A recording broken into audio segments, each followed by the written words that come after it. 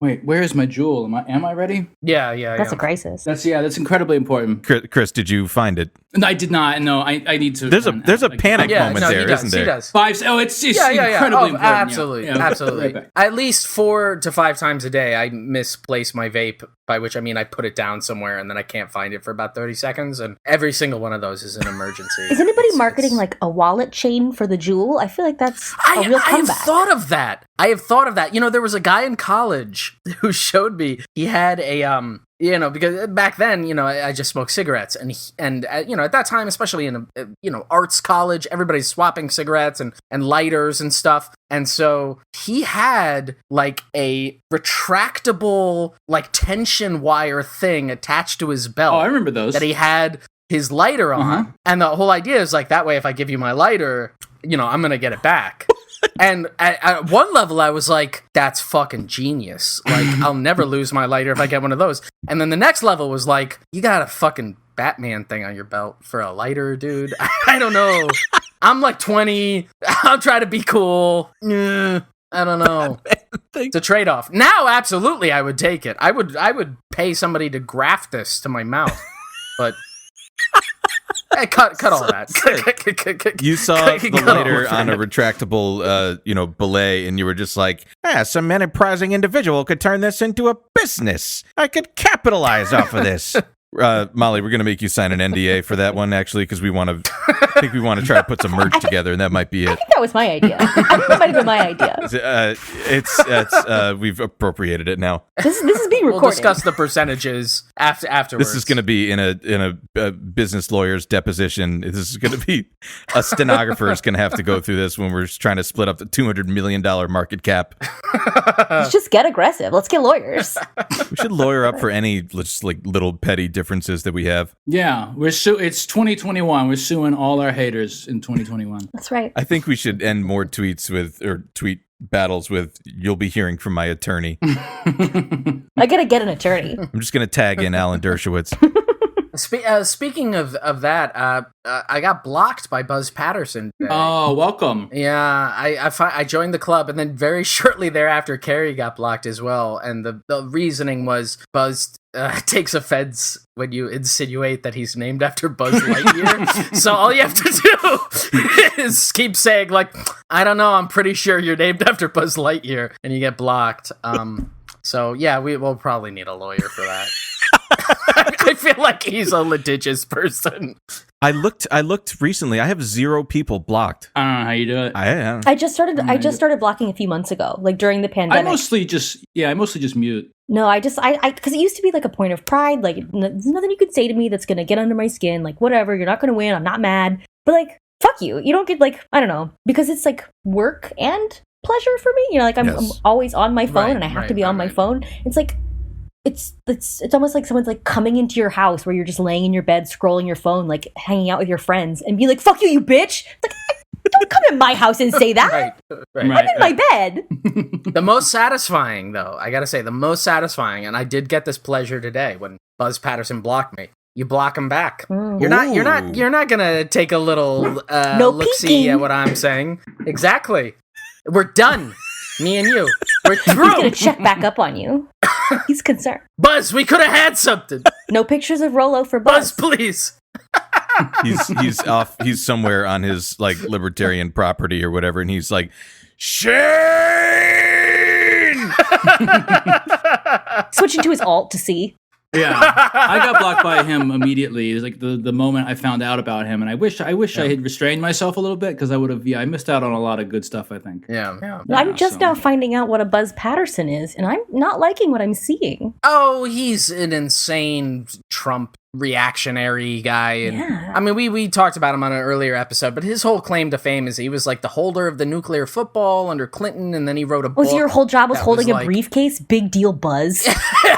Right, exactly. He's the kind of guy who maybe could have maybe gotten elected in 2018, but like by 2020, it's the Trump train's over. It's you get on you're hopping on the bandwagon too late.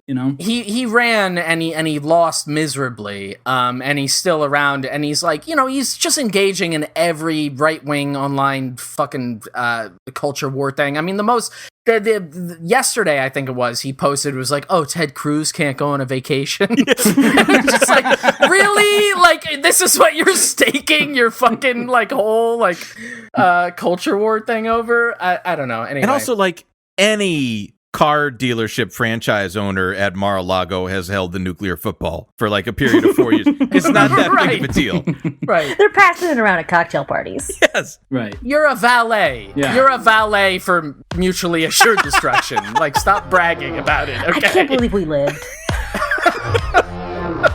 Now when I was a young boy, about the age of 5,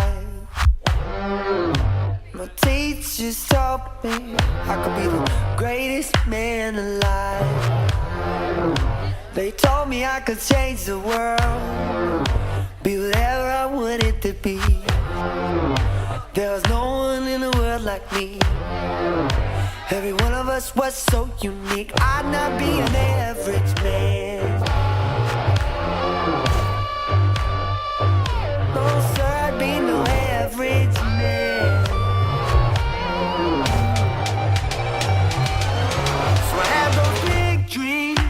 Welcome back, everyone, to Eat the Rich. This is a show about our political economy, late-stage capitalism, and the millionaires, billionaires, and multinational corporations hell-bent on staving off its death rattle. I'm Dwight, and today we've got the Ayatollah of Rockarola, Shane. Just walk away. Wow. That was really weird. We've got Chris. You had time. What's my nickname? Oh. What's my title? The handsome Dennis. Okay. Dennis. All right. Stop. Handsome Dennis. Fucking. What's his last name? Dennis Wilson. And that's what you said. That's what you said. We are extremely pleased to be joining us. Somebody that's been a buddy of the show for a good amount of time. We're very pleased to have on Molly Conger. Welcome. Hey guys, what's up? Honor to have you. Howdy. Oh, I'm so excited to get into this. I have to say, Molly, when I think a few words come to mind, brave, iconic, beloved. These are words that I would use to describe your dogs. True. They're very brave. Wonderful. I mean, again, some real high quality dogs. Brings a lot of joy to my timeline when I see them.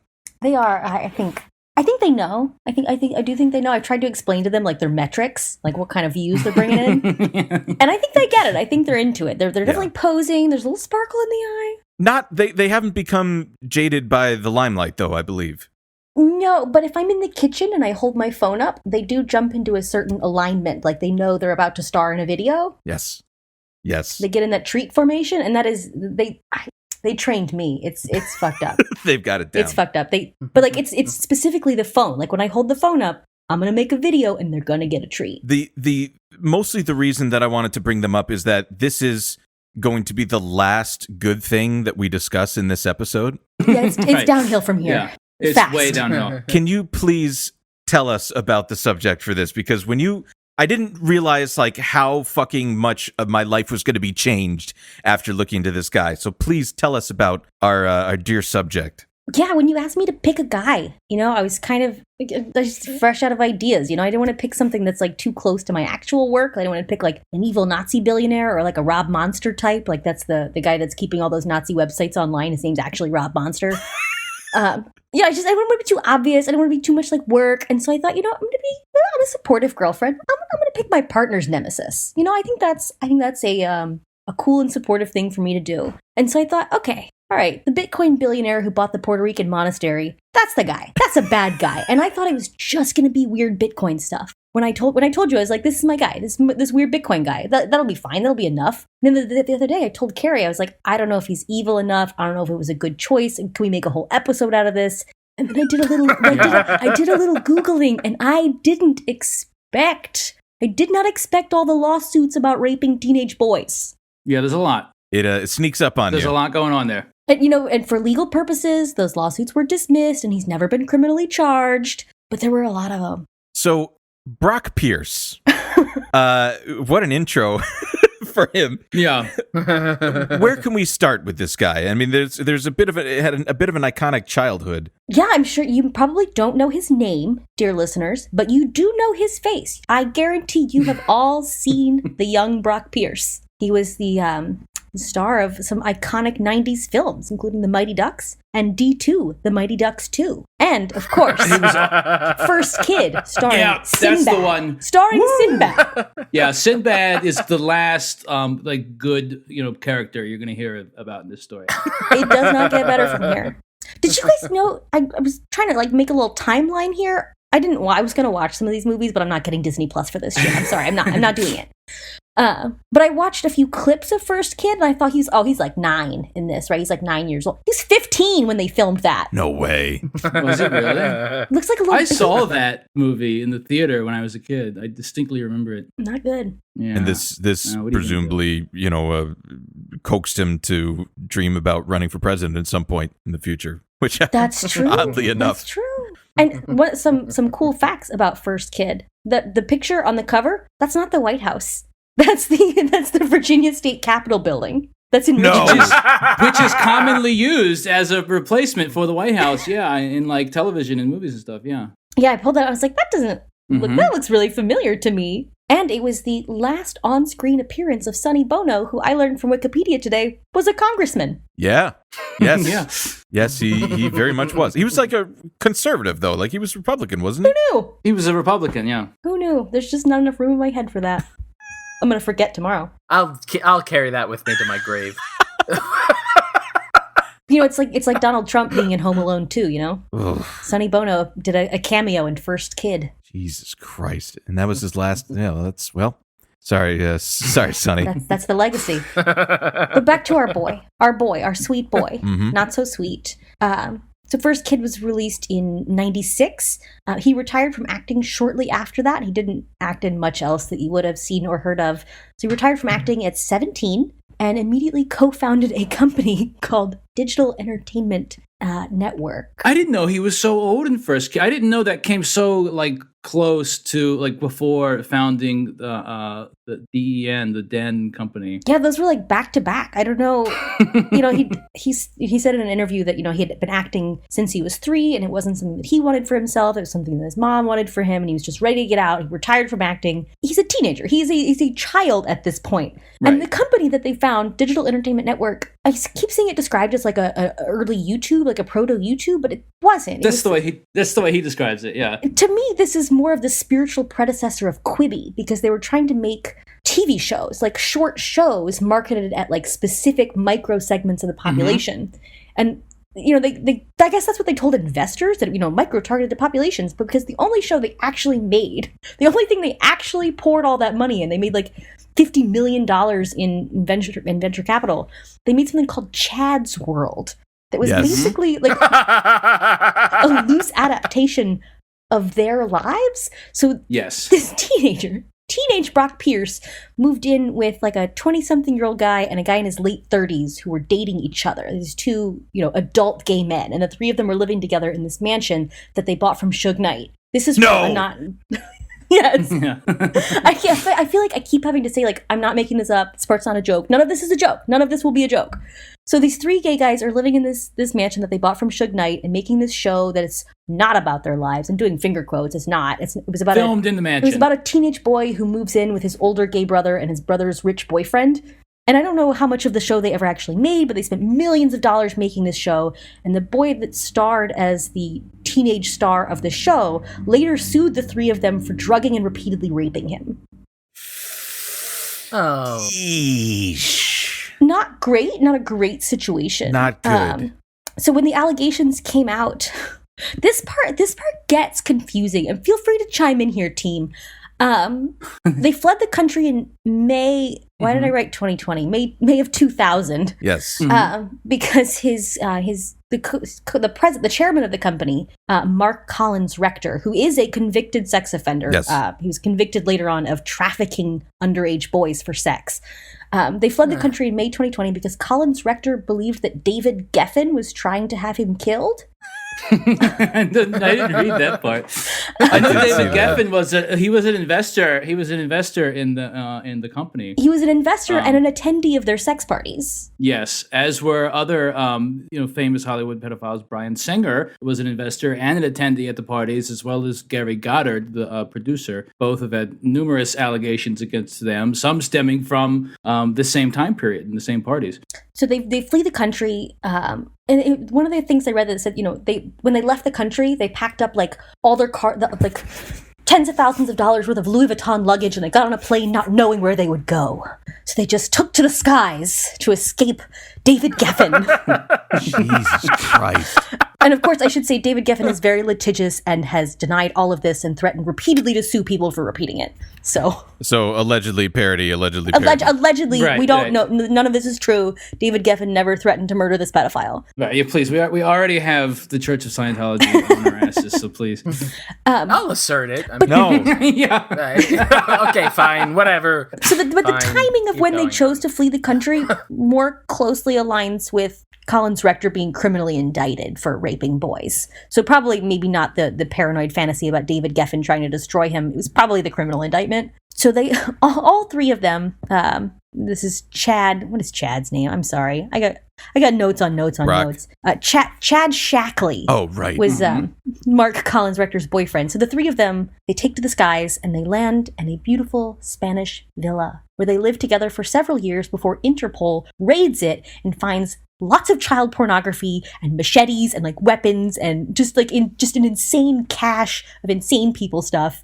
And Brock Pierce later says in a deposition that not only did he not know about the child pornography, but he doesn't think it's true. Unbelievable. Unbelievable. Collins Rector was eventually extradited from a Spanish prison where he claims he was tortured to the United States, where he was convicted of sex trafficking. So, and he is now, I believe, like literally in hiding. Like nobody knows where he is. Like he hasn't. Like he went back to Europe, I believe, and yeah, I don't think anybody necessarily knows where he is right now. At some point, he got special permission from a U.S. federal court to travel to England because he needed a special brain surgery. And while he was there, he was like, me too. Yeah. repeatedly caught by paparazzi in the company of teenage boys because he did not have to register as a sex offender in England. His mugshot is jarring to look at. I'm literally, it's been on my computer screen staring me in the face the entire time. Like the last episode we recorded too, he's just been like, he is a very jarring person to look at. He looks like Anders Breivik. Ooh. I mean, to my shame. Sorry. I was vaping mid-laugh. To my eye, I'm seeing Botox, I'm seeing fillers, I'm seeing maybe a wig, like maybe a rug, like a hairpiece. No eyebrows. That does look like doll hair. That's doll hair. It's really weird. Like you can see like his real hair on the sides, but then this, just like this doorstop that's on his head. It's really. I'm sorry, you got millions of dollars for your fake company that you just used to rape boys, and you couldn't buy a better hairpiece? Yeah. My favorite too is that, and this, it says, as of 2014, he lives in a quote European port city and uses the name Mark Collins and Morgan Von Phoenix. A very normal name. Mark Collins Rector is also like a fake name. Like he's like, he was born Mark Rector? Yes. And then but Mark spelled with a K, and then he changed it legally to Mark with a C. That's 90s gay culture. That's 90s gay culture.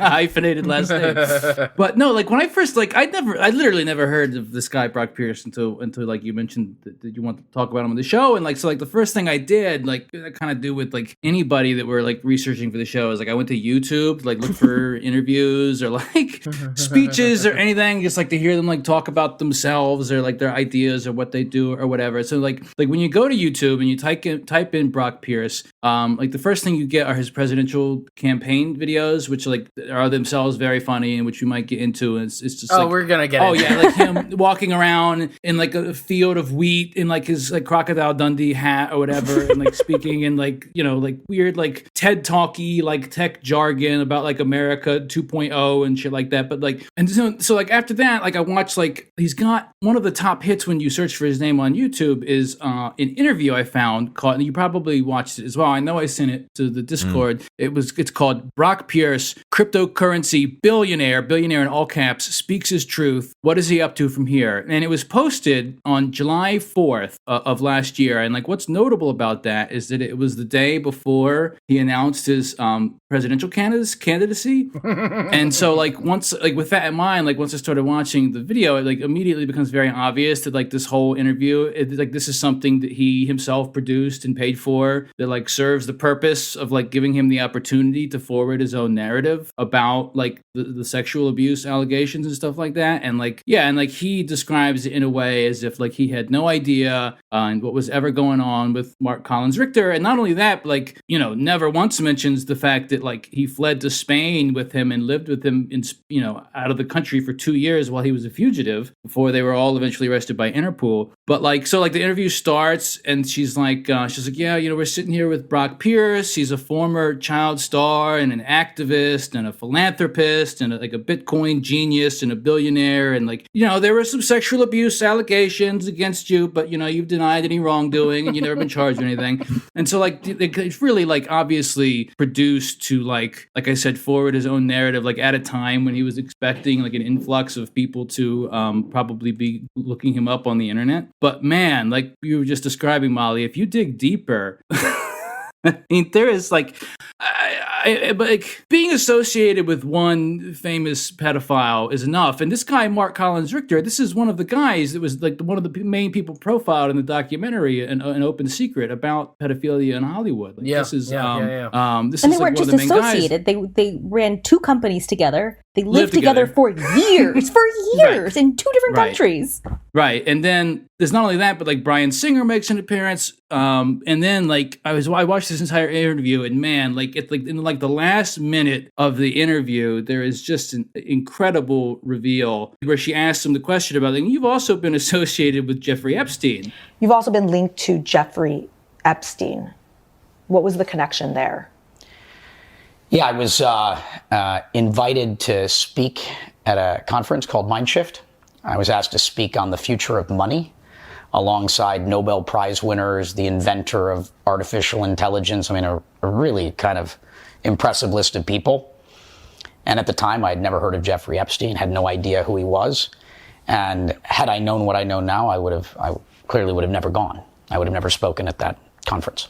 And yeah, so like yeah, he went to Little St. James, Jeffrey Epstein's island, for a conference in 2012 or 2011, I think. Like after he was already convicted. Everybody already knew his thing, right? And then he like like tries to deny that in the interview, like I'd never heard of Jeffrey Epstein, like blah blah blah. Like it was just like he was already in the news. This is not something you can like you don't like Molly, you were saying before we started recording, you don't get to use that excuse, but one time, like one famous pedophile, that's it. Like and that's even too many. But like by 2011, we had Google. Yeah. If somebody invites me to his island, I'm gonna Google. You have a publicist, you have PR people, you have people who are gonna know who he is. Like you can't deny this sort of thing. But you know, I think you said you were saving this as a surprise, Dwight, for the boys later in the episode. But he's not like associating with terrible people was new for him by 2011. So I suppose this might be, maybe this is a good time to get into this stuff and some of like the business venture stuff with your permission. Right. So in 2002, when Interpol busted up their Spanish villa and took away his much older pedophile friend, he already had a new business venture called Internet Gaming Entertainment. Every single one of these things is like so explicitly like a boiler room bullshit thing. Nonsense. You know what I'm saying? Yeah. Like entertainment network. Legitimate business for definitely not sex just like crime. Cool stuff online for money. Yeah. So he was really into EverQuest. When they moved to that Spanish villa, he's like 19 years old. He's living with these older dudes. I don't know. He's, instead of like enjoying Spain, like going to the beach, he spent 20 hours a day inside online playing EverQuest. Like he said, Let's not tar him. Definitely not hiding for that. You're right. That's not weird. You're not. It's not. It's normal, Shane. It's normal. It's regular behavior. It's extremely normal to play EverQuest or any other game for hours and hours, regardless of what the day is. But this was sort of in the early days of these games, right? And he found out that you could, I'm not a gamer. I guess let me preface this by saying I've never gamed. I don't understand it. Yep. But he would spend all this time online generating assets in game, and you can sell them to people for real money. And there was this member of his guild, I guess that's like your gaming club, like your dudes Yeah. that you game with. I love hearing you render this. Yeah.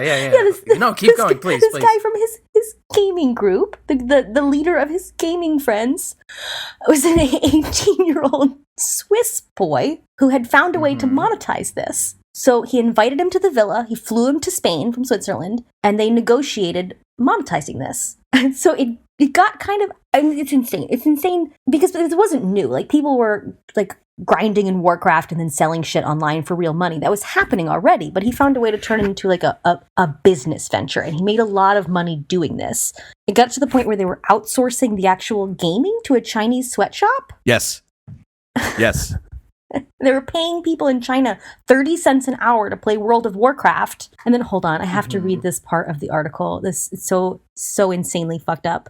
Is this the Wired article you're looking at? Yes. Incredible. Okay, this reads like a fucking novel. This is great. You have to share this whole article with the people. It's beautiful. Okay. Pierce was a pioneer of the art of six-boxing.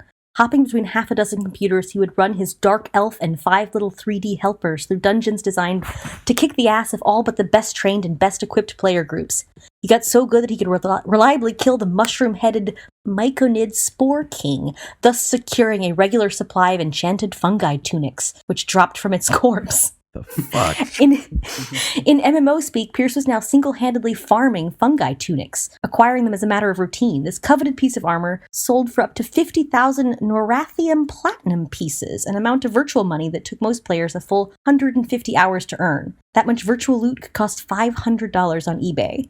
And so he's making, $500 a pop for these fungus tunics, and then he meets Alan de Bonneville, the Swiss teen that later sued him for a bunch of money. I'm vibrating with the fact of the big reveal that we're going to give to Shane and Chris. Oh my god. Okay, so our boys have this business venture, and it's going pretty well. And then they get a big infusion of cash from guess who? Tell him. And before, I'm going to savor this moment for a second, because like every problem that we have in our lives as like, working class, as leftists, like whatever you want to call it, like it all comes down to like the same like 30 people or like the top families and stuff like that. Yeah. A lot of returning champs in this one. And I can't wait to say this to you. So I'm going to read from this Wired article. Again, this is from like 2008 rather. And so they were talking about how, they're building this company IGE, and they're starting to monetize it and start to figure it out. And what he had learned, of course, from Digital Entertainment Network, is like it's all fake, but the illusion makes it real. And so what they're charged with going out to get is like funding. And he learned this, especially from Mark Collins Rector and stuff like that.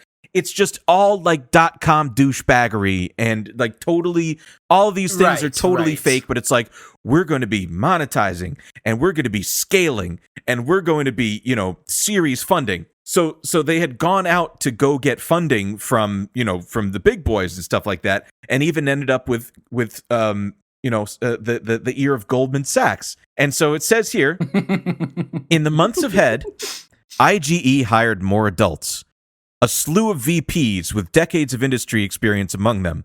The company also brought on the former Goldman Sachs investment banker named Steve Bannon. Woo! Oh, come on! Yes. Do you know, come on! Do you know how many times I read over that thinking like, oh, it's just like, that's a weird coincidence. I guess there's like another guy called Steve Bannon. I'm like, there's no way. There's no fucking way. And here we are. No.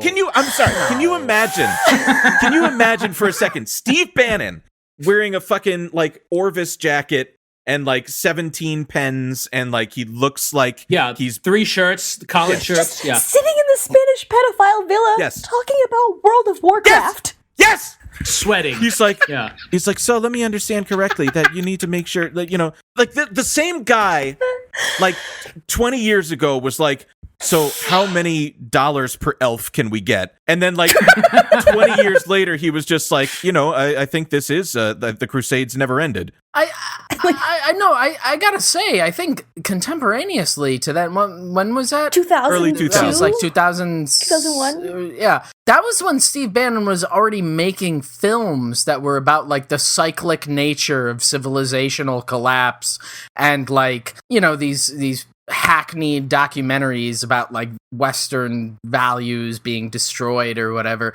And in between that and his fucking just puffy, beat-faced, like trying to hold it in like a linen shirt. He's like looking at a laptop with World of Warcraft characters on it, and like simultaneously in his mind he's thinking like pedophilia and elves, you know, and money. Like, come on, that's oh. Damn. Again, you know, it has to be said in nearly every episode at this point, Elron, Mexico, we deserve better enemies.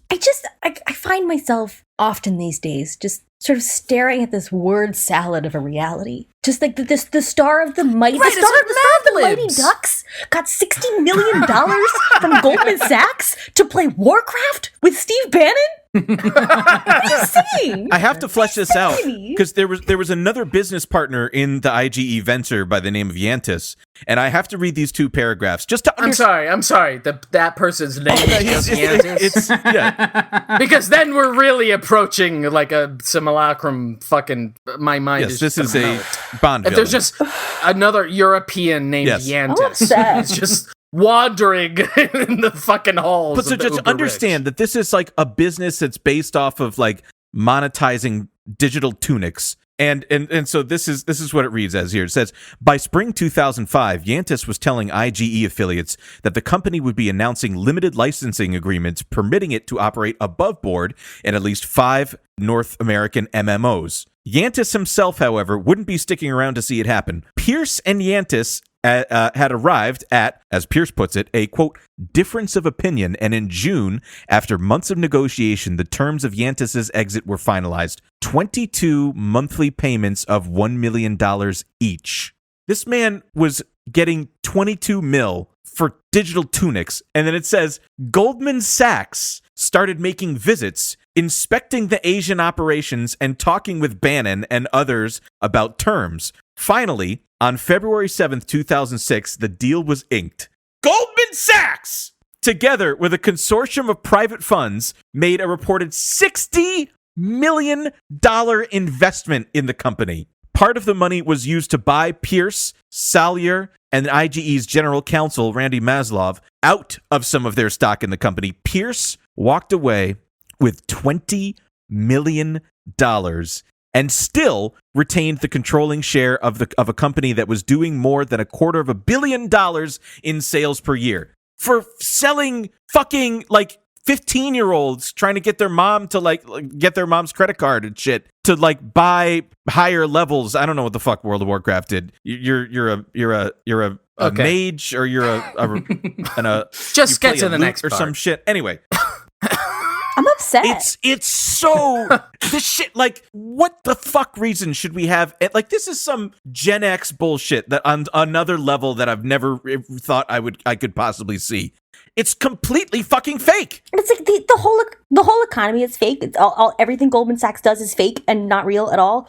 But the fact that they're taking all of our money and they're putting it into MMOs. And this is so. In case you were wondering, like, wow, that they're doing a lot of money, billions of dollars a year. It's the next paragraph says, for Pierce, this was a moment to savor, but it was a short one. Even before the Goldman Sachs deal was sealed, profits had started declining. By December 2005, IGE defaulted on its monthly payment to Yantis. The company was obliged to waive the non-compete agreement and let Yantis set up his own virtual currency site, which he made clear would be dedicated to crushing IGE. How do these people keep getting venture capital funding? I mean, because this was immediately on the heels of the other company that he founded having to file for bankruptcy after he fled the country because of a pedophile ring. So how did he go to investors and be like, okay, I got a great idea. I know the other thing didn't work out. I know it was kind of a bust. The TV show I made about raping boys didn't pan out. Go figure. It's 1999. People aren't ready for Quibi. But how do you go to a room full of investors and be okay, this one is the $60 million idea, but we're going to sell Warcraft tunics. We're going to sell mushroom tunics. They're not real. No, you don't understand. There's not a physical tunic. There's no physical tunics. We're just giving them some pixels that look like a tunic for their game, for their war orcs or whatever is on there. And like one of the Goldman Sachs portfolio managers turns to Bannon and is like, given all that, the child rape and all that, turns to Bannon and is like, you can vouch for this guy? and Bannon turns to him and is like, this kid's the real deal, Paul. Like, but they're all huge Mighty Ducks fans. You saw D2, right? That was a hell of a picture. He's young Emilio Estevez. Yeah, I mean, I'm hearing fucking like Joe Biden in my head being like, a lot of people say that Martin Sheen, Charlie Sheen are the most talented people. You got to see the 1995 picture. Emilio Estevez, he was out there. He was on the ice. He was encouraging these kids to be better. Fucking A. I'm mad. I'm just so... But he got in trouble for this, and he was legally barred from selling like online game assets for 10 years. Are you serious? I didn't see that. Who regulates that? Yeah, who regulates this? Like the SEC or something, there right? There was a class action. I need a minute. It's all so silly. It's all so... The gamers rose up and they sued Brock Pierce. Literally, all of this shit is so fake, but like this is just really just so like this is just a nonsense, just like fucking just materializing money out of fucking thin air over nonsense. No, not out of thin air, in a Chinese gaming sweatshop. Yes. Yeah. That Goldman Sachs traveled to China to check on. Can you imagine that? I guess it was up to their standards. Can you imagine? So, like, which executive was like, honey, I'll be back in a week. I gotta go to Shanghai to check on the gaming sweatshop. I gotta go inspect the gamers. And they came back and they're like, it's good. It's real good. They got a hell of an operation. They walk through the rows of cubicles or whatever with like, you know, measuring tape to measure the gamers and be like, yeah, you know. You wouldn't believe gamers. the Azerothian gold they're grinding out per hour. I had to look up some Warcraft words. It was probably, but it was also like in total like douchey investment banker speak, like just like, dude, I swear to God, I saw this one guy. He looked like he'd been up for 30 hours. Like I didn't even see him fucking blink, bro. He didn't even fucking blink while I was there. They're not even allowed to go to the bathroom. It's incredible. So here's where I rise, I grind for Azeroth. Here's where I get a little confused. Okay, I'm gonna regret saying this because you know the second this episode comes out, 40 guys are gonna DM me trying to explain Bitcoin. Like I already regret this. Men are gonna try and explain Bitcoin to me, and I refuse. It is illegal to try and explain Bitcoin to me. I will call the SEC. So I watched a bunch of documentaries about Bitcoin, and I watched them on double speed on YouTube, and I didn't understand them at all. But I guess at this early juncture, there was a heavy connection between Bitcoin and gaming, and they were using it for these microtransactions in gaming. And the earliest like big Bitcoin exchange was a website for buying Magic the Gathering cards. And this is where Brock makes the transition from his Warcraft money to Bitcoin. Somebody who understands... Dwight, who I was told ahead of this episode, actually, I was telling Carrie I don't understand Bitcoin, and she said, if anybody does, it's Dwight. And I think that's a damning indictment of your character. Yeah. I did too. I don't know what Categorically false. I disavow any knowledge of Bitcoin. I will say though, and I'm not afraid to say this out loud because it just like, you know, what can you do? I had 1 Bitcoin in like 2011. Oh, how mad are something. you now? I'm not mad. I'm really not, because it's like, how the fuck? And I'll tell you too, I used it to buy like 1-year VPN service or something like that. This is like, come on. Seriously, it was like, I don't remember. Maybe it was like $40 per Bitcoin. Maybe it was less. I honestly don't. Maybe it was 2 Bitcoin. I honestly don't remember. In fact, if I told you that it didn't gnaw at me occasionally, I'd be lying, because the other morning I was up at like 4 a.m. and I was like, I think I remember the email address that I used for the account. And I tried it and it wasn't right. I must have done some like, it was at a time where I was like super into privacy and like how can I do this and taking away my digital footprint and all that stuff, because it's creepy. We were learning like how this was like when capital was really learning how to like monetize our thoughts and our searches and like all that stuff. And I'm just like, this feels it was a very radicalizing moment for me. And so at the time I was just like, I'm gonna get a burner email account, I'm gonna use like Tor, and I'm gonna buy a Bitcoin, which I did, which at the time you did through a service called, I don't even remember what it is, but the CEOs are now in jail.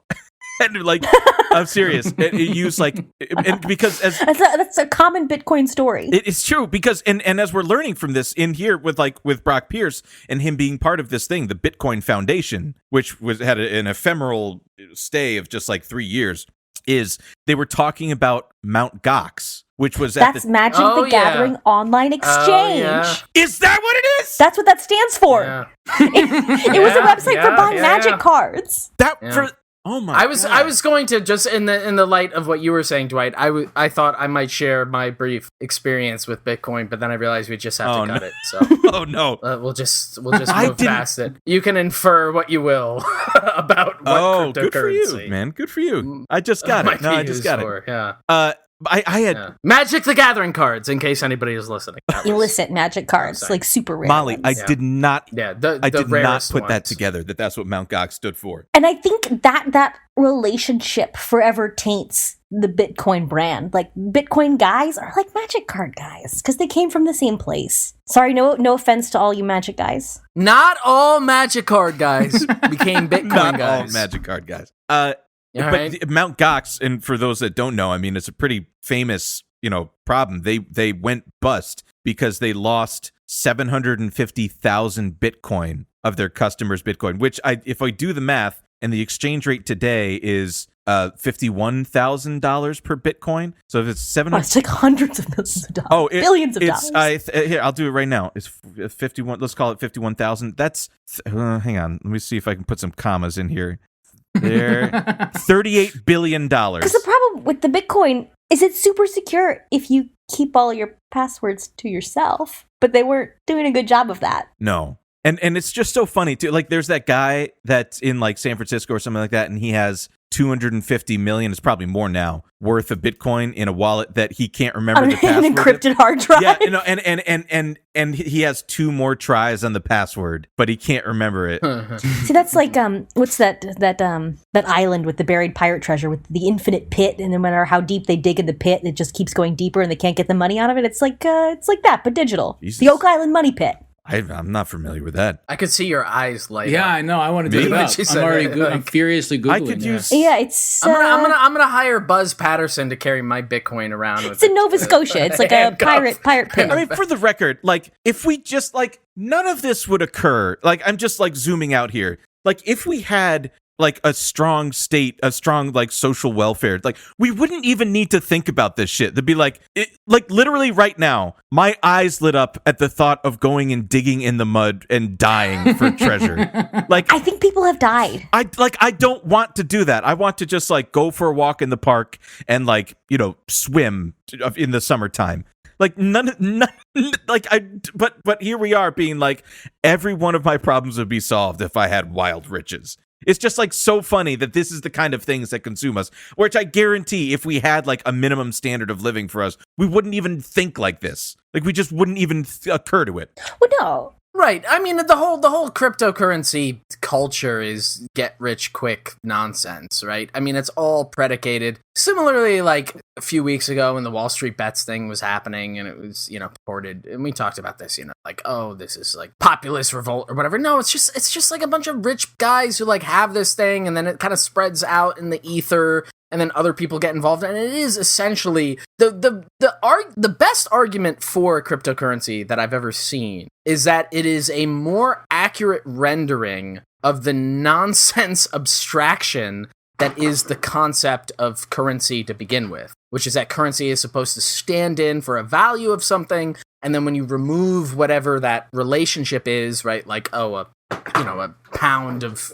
A British pound is worth a pound of British sterling, right? Like that's that was originally the idea. Then as it becomes more abstracted, and then suddenly it's just like the money stands for the relationship itself. It is just wildly open to speculation and fluctuation, and it's incredibly volatile, which is why like so is Bitcoin though. No, but that's what I'm saying. That's what I'm saying. When that's the only argument for it is that it removes any of the pretense, so it becomes this highly volatile thing that is effectively useless as an actual currency. Because if a currency isn't grounded in some idea, however that's created, whether it's through a material product or it's through some regulatory measure or whatever, then like you go to the store one day and you know, a loaf of bread costs X, and you go to the store the next day, and suddenly that's like 1,000 times different. Whether it's in favor or not, that's not a good thing. Like, that doesn't lead to a stable economic relationship. It's get rich quick shit. I'm hearing that you're advocating for the gold standard.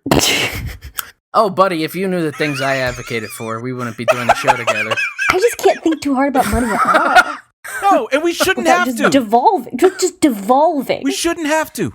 We shouldn't have to at all. It's just we shouldn't have to think about it. It's like taking the model of the derivatives market and saying this is what all money should be. That's what it is. Because it's pure abstraction and speculation, right? Which is the idea, again, of all the businesses that then try to do that transition and do, like, we accept Bitcoin. It's like, if your Bitcoin at one point in the day is radically different from what it is valued at, like, 20 minutes later, then it's not useful for anything. It's bunkum. It's magic. It's nothing. And it costs more electricity than the entire nation of Argentina. Exactly. Like that's what's so deleterious about it. And we need to, like, for the record, Molly, I as flattering as it is that Carrie thought that I could explain it, I'm totally with you. I've watched it like a million different times. I've watched like the 1 minute digest, the 20-minute digest, like the fucking thing. I still don't fucking understand what it is.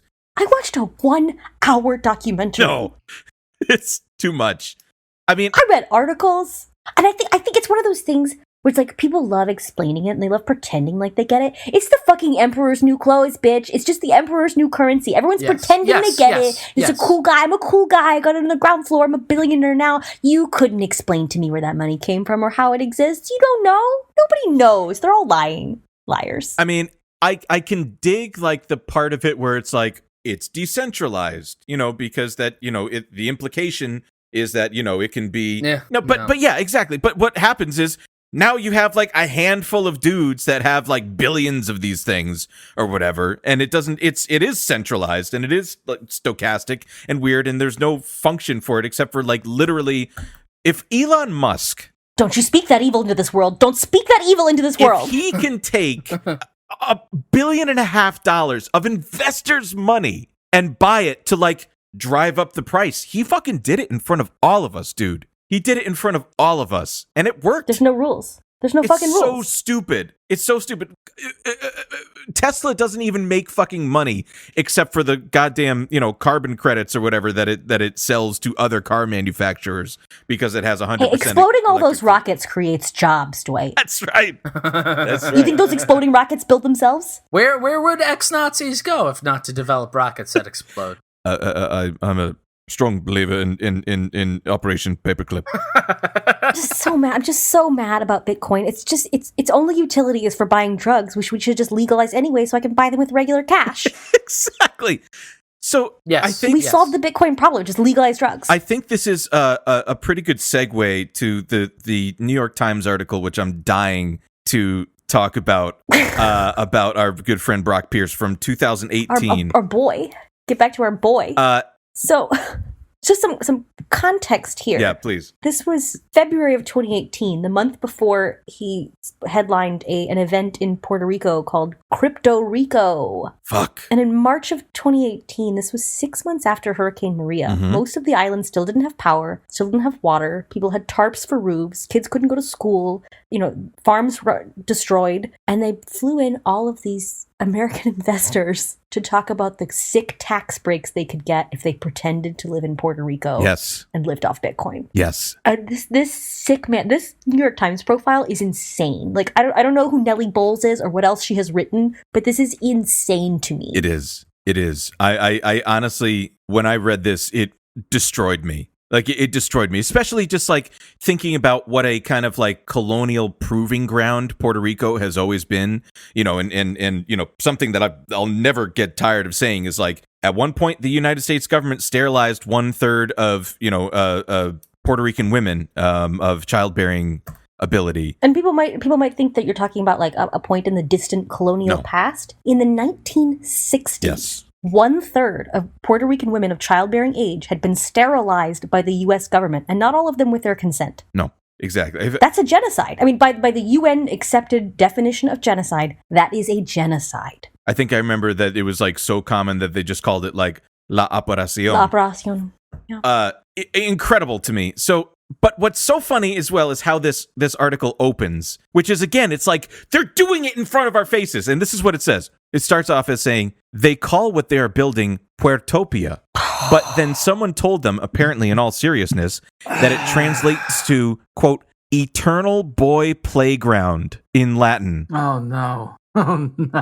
Which is real fucked up if you consider that he, loves hanging out with pedophiles. Yes. It reads, dozens of entrepreneurs made newly wealthy by blockchain and cryptocurrencies are heading en masse to Puerto Rico this winter.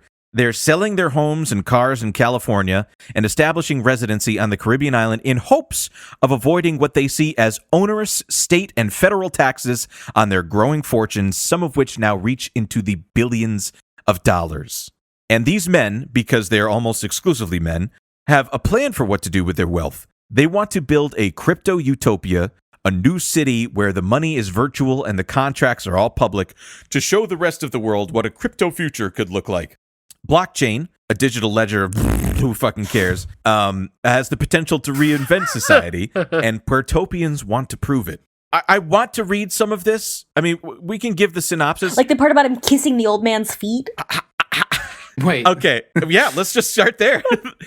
Okay. But I want to real quick talk about the tax policy they're referring to. Please. It's Acts 20 and Act 22, passed in 2012 in Puerto Rico. Act 20 allows corporations that export services from the island to pay only a 4% corporate tax. Act 22 makes Puerto Rico the only place on U.S. soil where personal income from capital gains, interest, and dividends is untaxed. So Act 22 requires you to prove to the IRS that you moved to Puerto Rico. That means you spend at least 183 days per year, though, so just a little bit over half. But that you moved there without close personal contacts to the island, which means people who are from there are not eligible for this policy that exempts them from taxes. And it means people in the diaspora, so if you were born in the United States but you have family there and you want to move home, you're not eligible either. You have to move there for no reason other than the tax break. You have to be some white shithead from Silicon Valley to get the tax break. So colonization with extra steps is what I'm hearing. It is intentional. And those 183 days, it's something called the 1-minute rule. So you can fly your private jet from New York City, touch down on the tarmac in San Juan, get a Starbucks from the Starbucks in the airport, get a coffee, and then get back on your jet without ever leaving the airport, and that counts to the IRS. And there are guys that openly admit that, like, oh, they'll fly there, so they have, the jet records that they flew there, and then they'll get on their boat and just go to some other Caribbean island. So they're living somewhere else. They're not there at all, but the jet records show they never left. Right, yes. They're all at Little St. James. And then, so originally in 2012, the law required that you have to have like an actual business there that employs actual Puerto Ricans. They got rid of that in 2017. You don't have to employ anyone. You don't have to employ any locals. You can just, go there for lunch sometimes and talk about Bitcoin. And not pay any taxes. No taxes at all. Because the thing is, it's like a lot of these guys, they want to move to like Andorra or some other like weird tax haven. But they don't want to give up their U.S. citizenship. And it's kind of a hassle. And if you remain a U.S. citizen, you can go anywhere in the world. You still have to pay income tax. Puerto Rico is the only place in the world that you can go and not pay federal income tax. Like if not pay these dividends taxes, these capital gains taxes. We created a special category for these guys. It's not necessary. Like, if they want to not pay taxes, just leave. Go to Andorra. I don't even know where that is. Just go. It gets, and it's like he's using this to, like, celebrate how fucking weird he is. And so I have to read this, what you... Oh, he's horny for his own weirdness, for sure. He's all up his own ass about the so-called philanthropy or whatever, the charitable work, the activism that he does. Because, like, again, in that interview I watched, which was like obviously just like a paid promotion for himself that he orchestrated to give him good PR. Like one of the questions was like, you recently moved to Puerto Rico and you just love it so much and you've done so much charitable work there. Because all these articles talk about how, with this island, it's devastated. We're going there to rebuild it. You're not rebuilding shit. You're strip mining. Exactly. Right. It's just gentrifying. It's colonizing. So it reads here. This is and this is just part of it because this entire article is insane. But it says the force of Mr. Pierce's personality and his spiritual presence are important to the group. And for the record, he looks like a dollar store Jared Leto. He's wearing a leather vest and like a little. Like, in the Caribbean. What do you even call that kind of hat? What do you call that hat? I've been calling it a Crocodile Dundee hat. Like, it's like a little top hat. Yeah. It says here, his spiritual presence are important to the group, whose members are otherwise largely agnostic. Mr. Pierce regularly performs rituals. Earlier that day, while scoping out property, they had stopped at a historic ceiba tree, known as the Tree of Life. Brock nestled into the bosom of it and was there for 10 minutes. Mr. Nygaard said. Oh my God. He's high out of his gourd. He's high out of his gourd. Mr. Pierce walked around the tree and said prayers for Puertopia, holding a rusted wrench he had picked up in the territory. He kissed an old man's feet. He blessed a crystal in the water as they all watched. He played the chaplain speech to everyone and to the tree. And from what he's referring to there is earlier in the article, it said, Mr. Pierce paced the room with his hands and fists. A few times a day, he played a video for the group on his phone and a portable speaker. Charlie Chaplin's 1940 The Great Dictator, in which Chaplin parodies Hitler rallying his forces. He finds inspiration in lines like, more than machinery, we need humanity.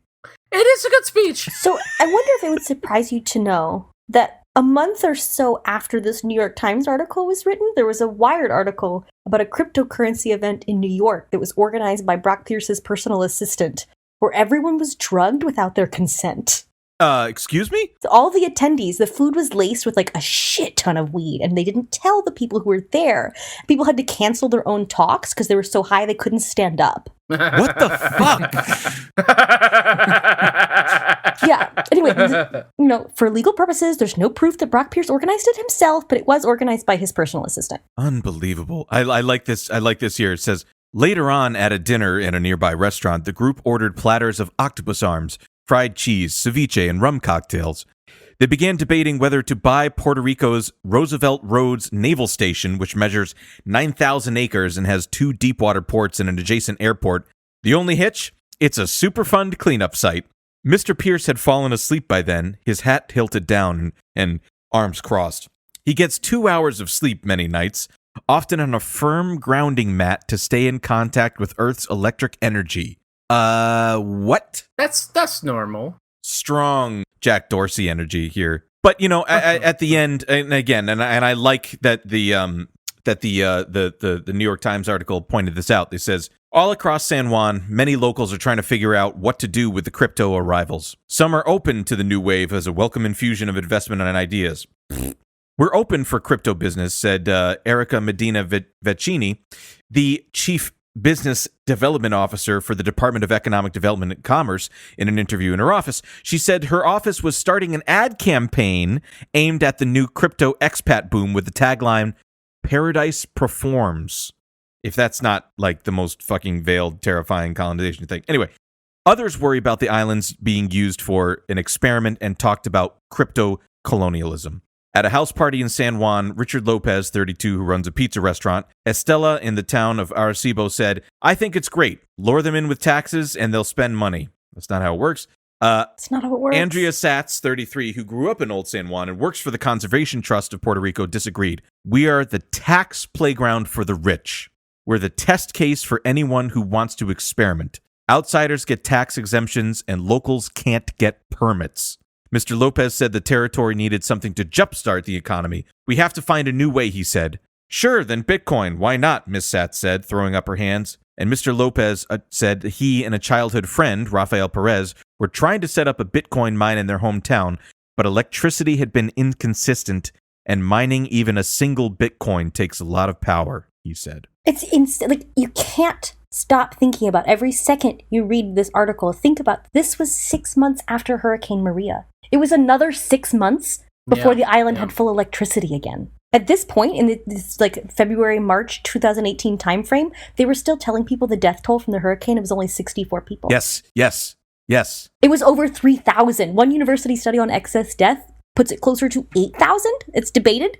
But I mean, thousands of people were dead and still dying. People didn't have electricity for their dialysis, for their oxygen machines. You know, it's like we're seeing in Texas right now. Like, it's not the initial shock that kills people. It's the after effects of not having access to the things that they need. Like, Right. You know, one thing that I want to point people to that was written the same time frame, like in, I think, March, April, she wrote this essay for The Intercept, and it was later published in book form, The Battle for Paradise by Naomi Klein, about sort of this specific time frame and about these cryptocurrency fucks coming to the island and trying to colonize it in the wake of the hurricane. Like, it's so what she wrote about the death toll was no level of government has seen fit to count the dead in any kind of credible way, as if lost Puerto Rican lives are of so little consequence that there is no need to catalog their mass extinguishment. And this is happening while this guy is holding this 2.5-day conference in a fancy hotel in San Juan called Crypto Rico, which was, by the way, sponsored by the government. It was, you know, in partnership with the Puerto Rico Department of Economic Development and the governor's office.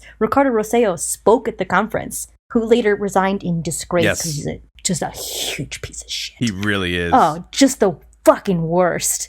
Yeah, so I don't know if people are super familiar, but the following summer, the summer of 2019, there was a huge scandal where his Telegram group chat leaked. And you know, no, you don't know about this? No, they called it Ricky Leaks. It's what sparked the uprising in Puerto Rico 2 summers ago, I guess now, 2019. So it was this group chat that he had with all these other government officials. You know, he's making like homophobic jokes and calling women bitches and like just being really nasty. And I think the one that really got under a lot of people's skin was like he made a joke about the piles of corpses from the hurricane, and all the while they're mismanaging the aid and people are still dying, and he's just making his little jokes in his little Telegram chat. It's just a real nasty piece of shit. And so in the wake of the hurricane, he's while everyone is busy trying to survive, people are trying to rebuild their lives.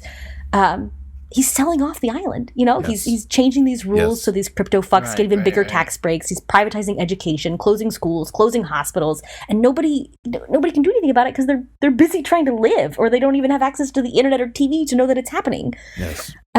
This is, you know, a great legacy of privatization. His father, what was his dad's name? I don't know. Rosselló Sr. was the governor in the 90s. Pedro, when he was the governor in the 90s, he privatized healthcare and the island's telephone provider, just selling it off piece by piece to the highest bidder. Yes. He eventually did have to resign in disgrace because of a massive uprising. I'm sure you guys remember the pictures in the video. It's incredible. I mean, you know, it was people amazing. in the mainland, we love to talk about general strike. We're going to do general strike.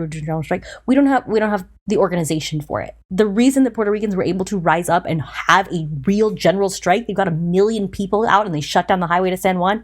That's 1/3 of the population of the island. They shut it down. Incredible. You know, everybody from the truckers and the pineapple workers, the dock workers, they shut down the island. But they were able to do that because for the 2 years prior, they built a solidarity economy. You know, before the government got the lights back on, anarchist collectives built a separate grid in the mountains and brought power back to whole villages. Incredible. Like, they were able to do this because they learned how to take care of each other without the government, because they had to. Yes. And meanwhile, their government is selling the land out from under them. You know, in the wake of the hurricane, the U.S. federal government offered people, you know, because they were not able to effectively distribute aid for a variety of fraudulent and corrupt reasons, they were offering people these payments to come to the mainland, you know, just temporary, just while we get it figured out, so it's safe and you can come here. And over 200,000 people left, and most of them didn't go back. And again, not to lean too heavily on a strong word, that too is genocide. You know, forcibly dislocating people from their homeland. And 200,000 out of 3 million is a significant portion of the population. So we're bleeding the island dry.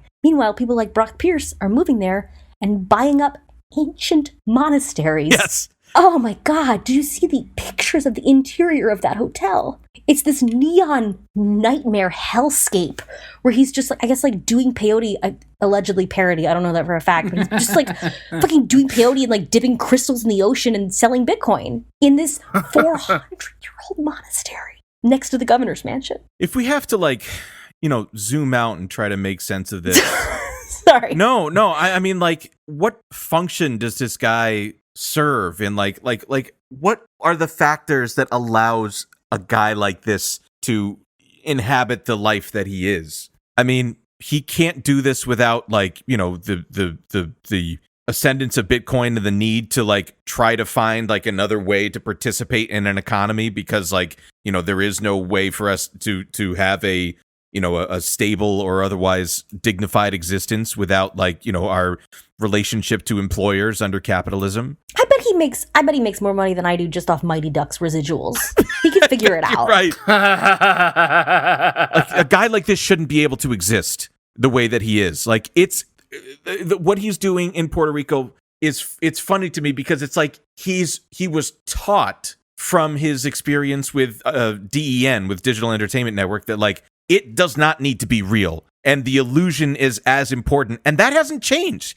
Like, the iteration from the .com shit to now to Bitcoin, it's like it's the same principle. The illusion becomes the reality, and if you get enough people and you're just so esoteric enough for people to fucking believe in you that, like, you get a following, like, that's enough. That's enough. It's fucking gross. I don't know how we fix it. I think, you know, in terms of the way these people are strip mining that island, I think the best thing for everyone involved would be to give them their sovereignty and allow them to change their tax policy so it would disincentivize this. I mean, they're trapped. Or we could make Brock Pierce president. Oh, I forgot. Oh my god, I totally forgot. Oh, I thought we were winding down. Jesus Christ, I totally forgot. I'm so sorry. I forgot about our boy. Oh no. We got a lot more. I was gonna give us a little bit on La Junta and Promesa, but let's hear about that presidential run. All right, so before I go into that, I'll try to be brief because I have like 4 or 5 clips from Brock Pierce's presidential run that I thought it would be fun for us to look at and think about. Okay. Right. You know, there's so much you can say about a man, but then you hear him in his own words. I gotta say, like, without the rest of the context of everything that you guys just put out there, when we were talking about Brock Pierce and was like, oh, let me just focus on his presidential run, and I was looking at it, and I was like, on its surface, right, the way he's presenting himself, this is, by the way, in 2020. He ran as a very long shot third-party candidate. You know, on its surface, it read to me like Yang, Musk, Reddit idiocy. Yes, right. Yeah. That's the point. Like, Very like much in that vein, yeah. You know, like a lot of techno babble, a lot of libertarian ideas, But with a Burning Man brain fry. Right. Like things that would, some policy ideas that would appeal to, a sort of left-wing thing. He's like anti the war on drugs, a lot of the kind of classic libertarian stuff. But then he's like pro charter schools. And it's like, you're like trying to dive into it and figure out. And there's a lot of it which is just like a bunch of mishmash where it's like very unclear. And so I watched probably more than is healthy of this guy's campaign materials and his various interviews. Like Chris, you were saying, when you go on YouTube, you get into it. Mm-hmm. You really find the good stuff.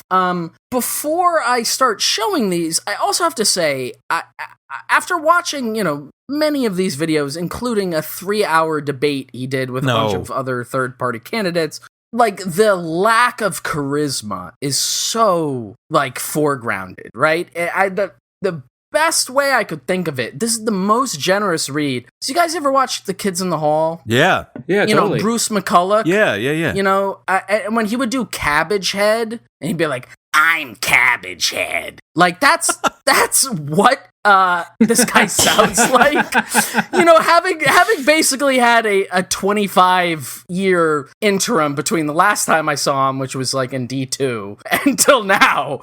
That's my impression of it. Because that's the thing, is he's an actor. For the main takeaway to be, he has no charisma, is really weird, because he was a professional actor. Right. Right. And so I guess that's where we'll start off, because in a bunch of his campaign materials, he foregrounds the fact that he was a child actor, and it really shows the weird attempt. And I do think that this is not the last we're gonna see of this guy or of other guys like it in the last 5 or 6 years, in part because of Trump, but also because of other structural factors. There's this realization that it's just like, if you're rich, you can run for office, period. You have the money behind it, you can do it. And for a lot of people, especially in the post-Trump era, like, you have nothing to lose, right? It's like no scandal that can be unearthed, no awful thing from your past can be brought back up that is going to discredit you. So you might as well, right? And we'll get into the question of, like, what is the ultimate motivation of this? Because in a number of the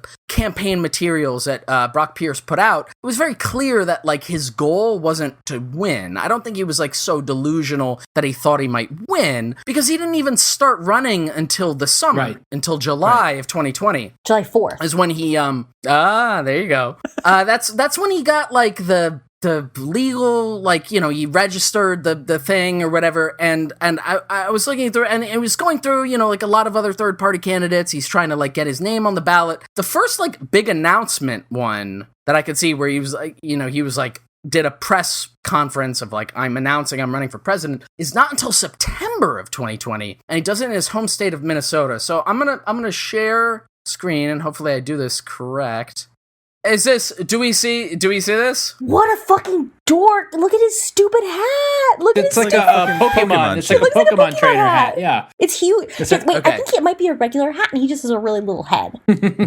He's a small Yeah, dude. he looks really he's weird. a tiny he's man. He's a very strange looking guy, and I also would say most of the other photos I saw of him in, you know, the last few years, he's got, like, a goatee, and he's got then the, like, weird hat we were talking about, and it seems like he shaved that all off to do the presidential run. So his mask fits better, I'm sure. I'm sure he's not out there spreading COVID.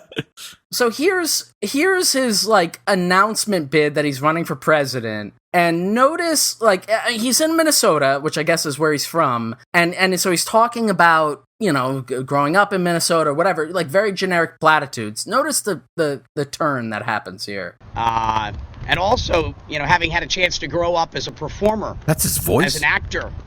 I got my start in acting here in Minnesota, and I was blessed to book a role playing Gordon Bombay in The Mighty Ducks, or young Emilio Estevez. There it is. You know, learning these important moves like the flying V, and important lessons about how ducks fly together. And that led to my moving to California, continuing my acting career, making, I think, a relevant movie to right now called First Kid, where I played the son of the president of the United States of America. Relevant. That's experience. And ended up in business, doing a bunch of things, but Just said ended up in business. I'm doing heavy like, finger again, quotes here. Yeah, please go into any more detail at all. I'm so Business, just tunic business. Those make tunics. I'm so distracted by his voice and, like, his affect.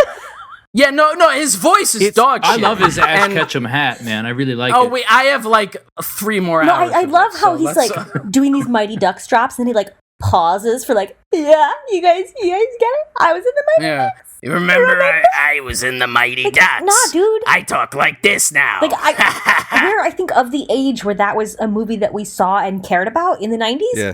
That does not resonate with me. I'm not feeling a connection here because you were young Gordon Bombay. The emotional void. So I watched a really funny, real quick. I watched a bunch of interviews with him as well. And a really funny one was he was talking about his plan to win the presidency. And what he was describing was, what he was saying was that all a third party candidate would need to do is win 3 states, so that then, like, neither one of the main 2 parties would be able to get 270 votes, and they wouldn't be able to be the winner, blah blah blah. And he goes this long spiel about describing it, and then he says that which was also happened on the HBO series Veep in season 5. Wow. Yes, and yes. then also real. in and also at 1800, which he just tacks on at the end there. There's a lot of weird media references that he makes in his rhetoric it's very funny. that I want to get to. I think maybe part of the problem is he never had to be a real person. He's never in his life been a real person because he was a child star and then he became like a .com millionaire and he's like nobody's ever said no to this guy. Right, there's he has nothing to lose by nobody's ever been like, Brock, that's a stupid fucking idea. Shut the fuck up, Brock. Nobody's ever given him a wedgie. So that was his announcement, and then like very soon after that, he does another interview with this guy, and I mentioned this to you guys. John like Tobacco? we have to do. Why is he so sweaty? We have to do. Yes. Hold on a second. We have to do like an entire separate series on John Tobacco. Like as I was going through this, John Tobacco is the Jimmy guy that we do, but if he's really into crypto. Like, this is a Staten Island guy who runs there's a bottle of whiskey and an energy drink on his desk. Yeah, and the Trump poster behind it. I'm just taking in so many little details right now. He's a Staten Island guy who does this show called Liquid Lunch on like local access TV on Biz TV. Listen, I haven't eaten solid food since I saw my gastroenterologist. You it's good. It's even better. But like he, again, we'll do. I honestly, we might even have to bleep his name out on the show because I don't want to spoil it. Because most of his content is like double-digit views on YouTube. So this is like for me a rare opportunity. But anyway, this is Brock Pierce going on this guy's show to talk about his presidential run and to give some cues into what Brock Pierce's real goals are and also the people that he associates with, okay? So here we go. 141 views, just have to point out. My next guest is going to join me in just a couple of minutes. His name is Brock Pierce. He's a famous child actor, went on to become probably one of the greatest first adopters and inventors in the cryptocurrency space. He's legendary. And now taking that legend to another level and entering, according to the New York Post and him, the U.S. presidential race and moving his headquarters right here to New York. And we're joined right now by Brock Pierce, candidate for president of the United States. Hey, Brock, how are you? Thanks for giving us a few minutes today. Oh, thank you. I'm grateful to be here. So, Brock, by happen chance, of course, I just want to disclaim that Brock is an advisor on one of my companies that I co-founded with Patrick Kern, T0. So we have a connection, but we're not promoting anything today other than a great guy who's going to give the voters another choice. Brock, I know you're world renowned in the crypto space. You were Gordon Bombay in the Mighty Ducks, and now you're taking it to a new level. Why are you running for president at this point? Well, I look around and I don't like what I see. I'm very concerned by the state of our nation, how divided we are as people, and I feel that we're doomed if we don't do something different. And I think what this country needs right now is a third party, a major third party, but not a typical party, a party platform that is not here to tell candidates what to do and what to think and how to vote along with that party, but to enable independent candidates, to enable third parties to think for themselves.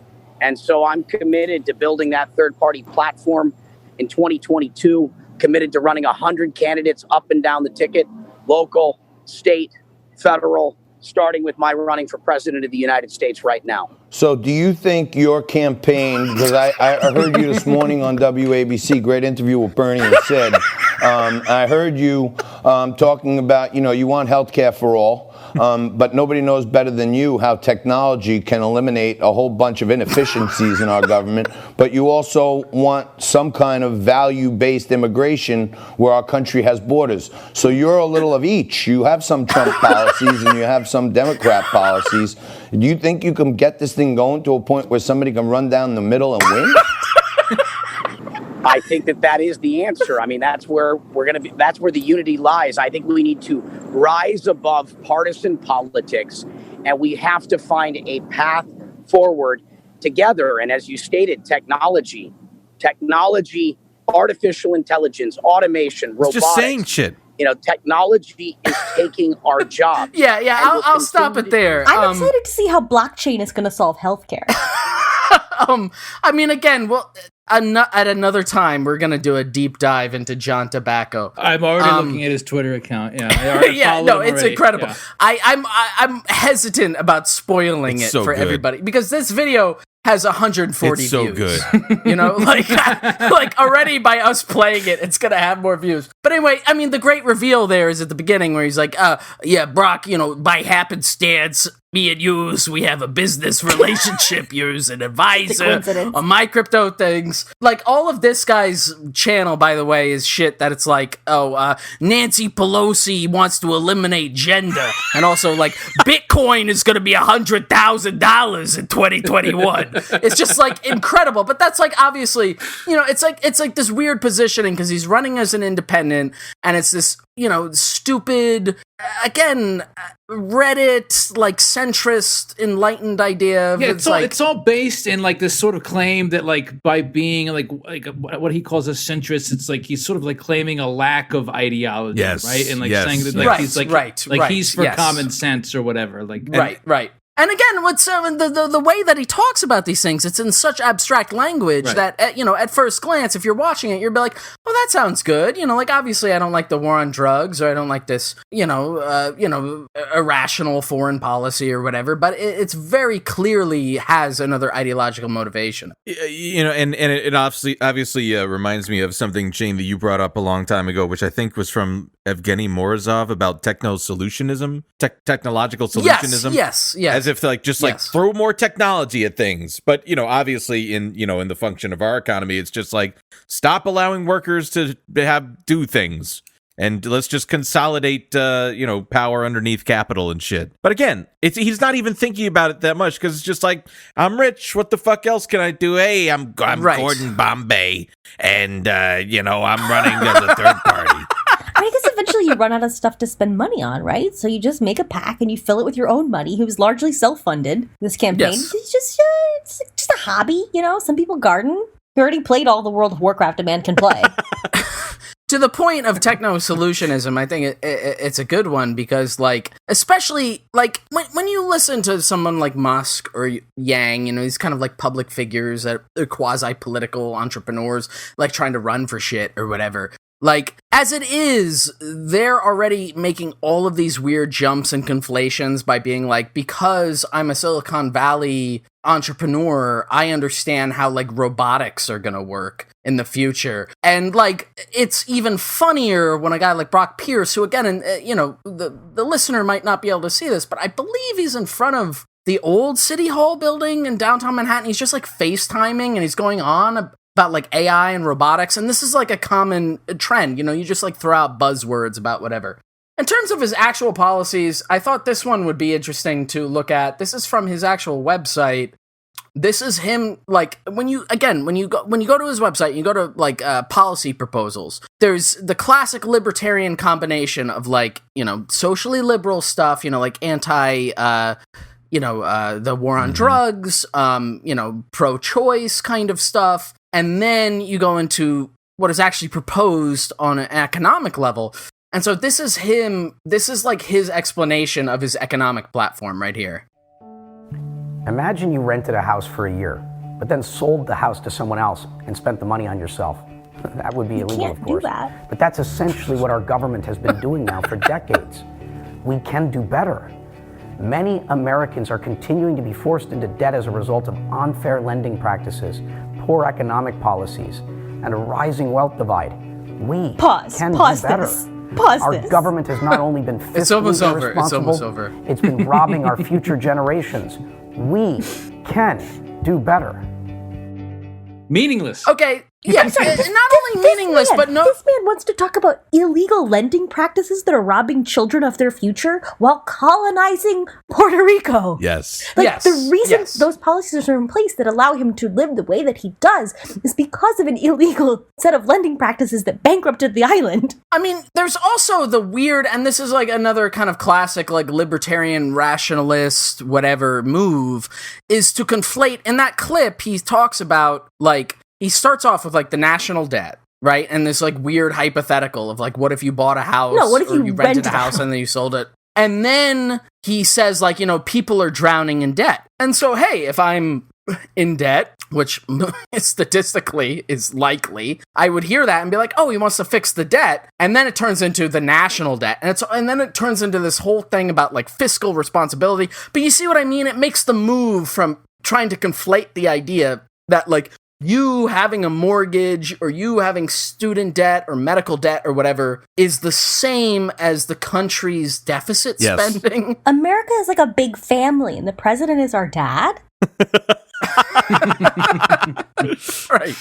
Exactly. Okay, so then in terms of the big chunk here that I wanted to get into, this is the debate. So in September, he like formally announces the thing, and then he doesn't even get to the first round of like the third party debates, but he gets into the second one, which are held in Colorado. Wait, was this the one that Jo Jorgensen had to miss because she got bitten by that rabid bat? Excuse me?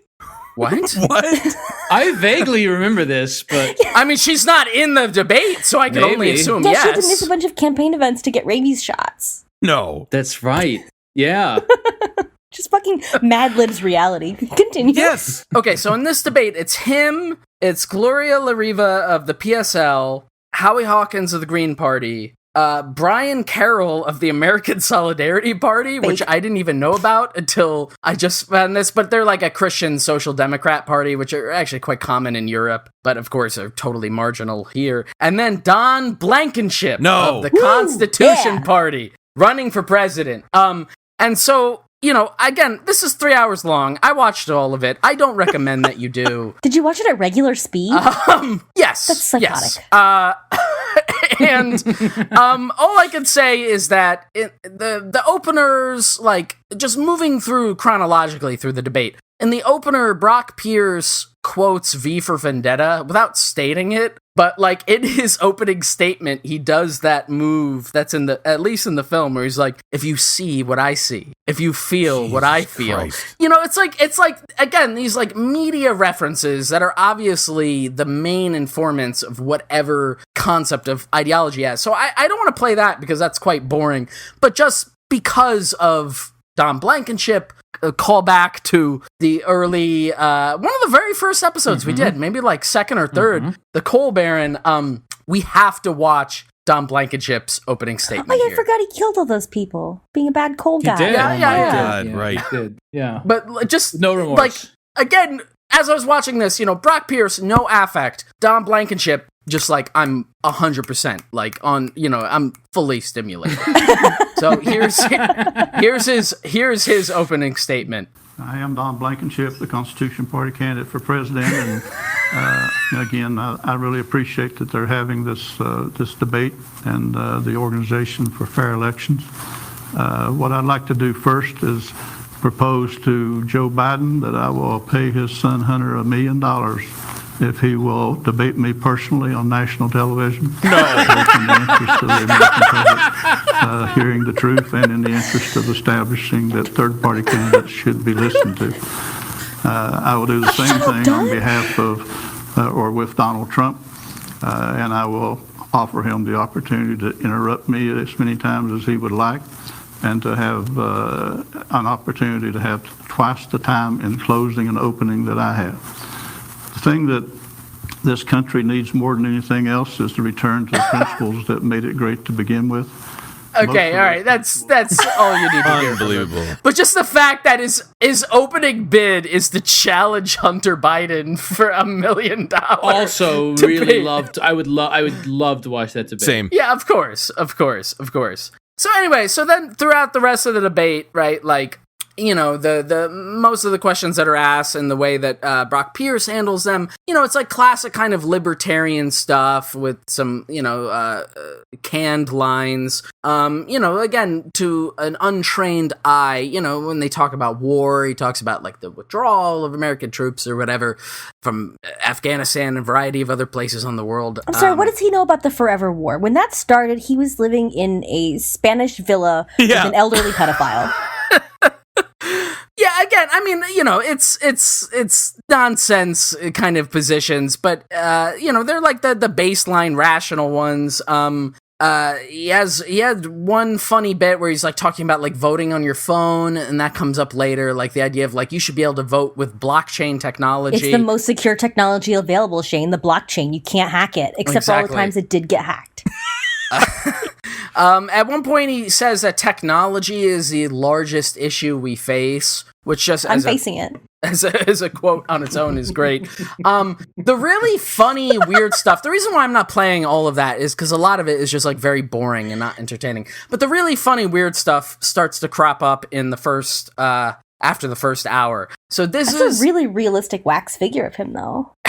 This is uncanny valley shit. So so lifelike. This question that was posed to him was about like the Space Force, and was like, would you keep the Space Force as an entity? And I think I'll just play it without giving you. I'm guessing yes. Here we go. Let's hear it, man.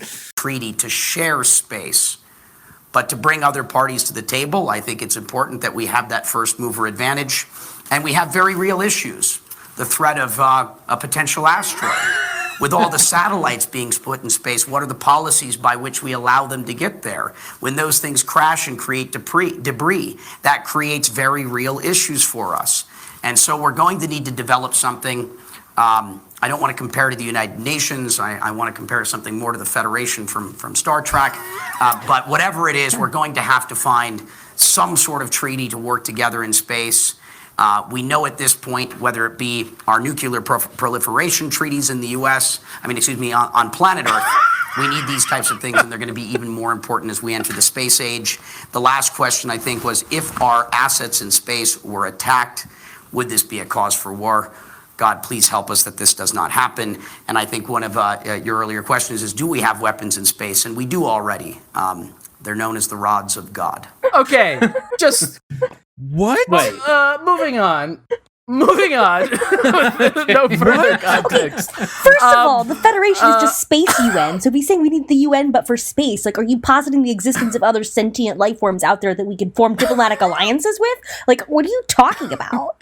Yeah, his argument is basically like, we need to keep space peaceful, but we need to have an edge. And second of all, I think that, like, when he's talking about like the threat of like the Space Force being used when, like, you know, the looming threat of a giant asteroid hitting towards Earth, he's just like remembering the plot of like Armageddon or Deep Impact or something. Right? Yeah. I mean, that's why I included that. It's such a throwaway line, but the idea that like a very pressing political issue we have to consider in the United States is like whether or not an asteroid is going to hit the planet Earth. It is, of course, amusing. Wait, aren't the rods of God like a theoretical concept that definitely does not exist? I think it's a weapons platform of some kind. I included that point at the end just because I thought it was funny the way he said it. No, I don't think it's real. I think it's like a... Is it a theoretical weapon? I think it's imaginary. Yeah, in fact, I'd never heard of this before. So yeah, the first sentence of the Wikipedia page about it is a kinetic bombardment or a kinetic orbital strike is the hypothetical act of attacking a planetary surface with an... This is like a conspiracy theory or something, like DARPA or something. Oh, speaking of conspiracy theories, we're going to get into that in a little bit. But I'm only going to play a short clip of this one, and just for the context... So, you know, this being, obviously a third-party debate conducted under the auspices of, like, the situation of the pandemic, most of the questions are posed by people who are not there, right? So it's like video of them. And so this question that leads into what Brock Pierce's response is was posed by a guy named Doug Goodfeather, who is a native artist / activist. And he's asking about, like, what do you think about, policies towards indigenous people in the United States? And the rest of Brock Pierce's answer after the bit I'm going to play is, like, the reasonable, rational thing one would say. But the opening is key. So I'll just play it here. Doug Goodfeather.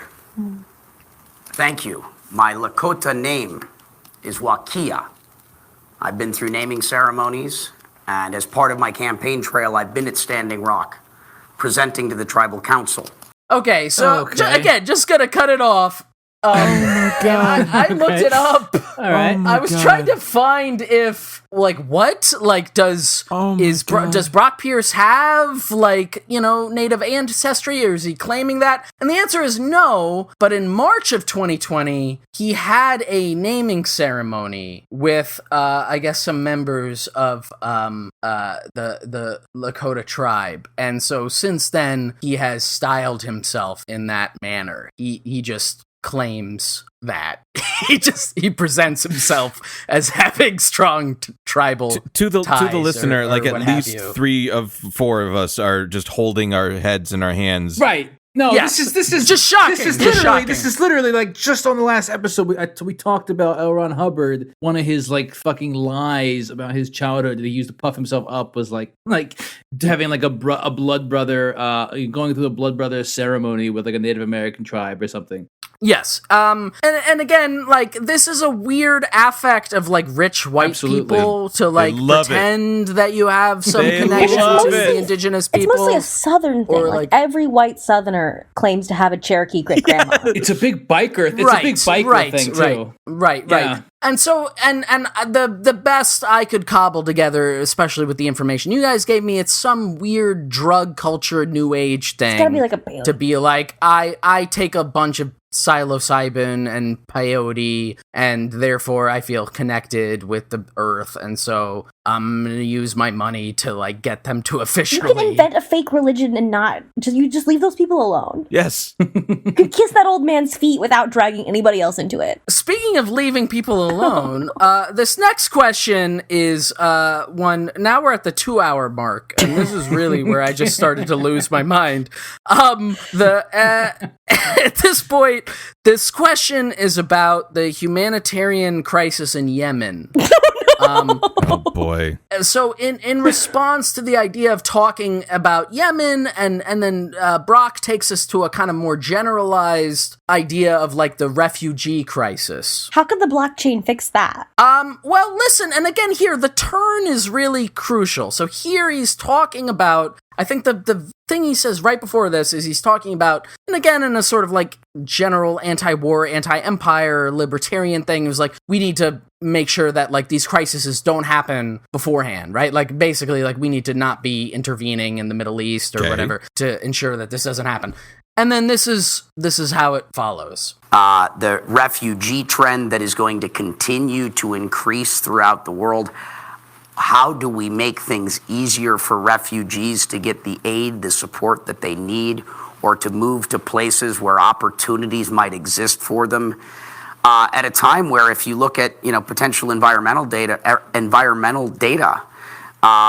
there's a very real possibility in 50 to 100 years, many of us are going to be refugees, and so I think we have to have incredible compassion for people that are finding themselves in these situations. Wait for the turn. And I'm just horrified by our inability to do the things that we could usually do because of the challenges that we have here at home. I think that we need to open up businesses that want to open up, allow people that wish to work to go back to work, and allow consumers to consume that wish to, so that the world economy and the world supply chain can begin moving again so that we can actually address these things. In this environment, our hands are largely tied. So Susan in Charleston needs to be able to get fucking froyo, and that will solve the refugee crisis in Yemen? Yes. So the pivot here, and again, there were earlier things where he said this, but it was a little less interesting or inflammatory. But basically, one of his campaign platform points is like reopen America. Why does he care? There it is. And so the idea of like the way you solve the refugee crisis is making sure that the national GDP continues or whatever by reopening stuff.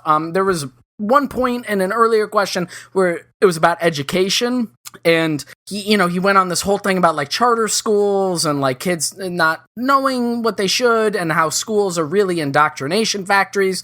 And then on the flip of a dime, he goes, also, my heart is broken. My heart is broken. These kids are not in school. They should be in school. The mental health damages that they're getting now are going to be irrevocable. They should be in school. I mean, he would know, because having never attended school as a child star, he did turn out extremely damaged.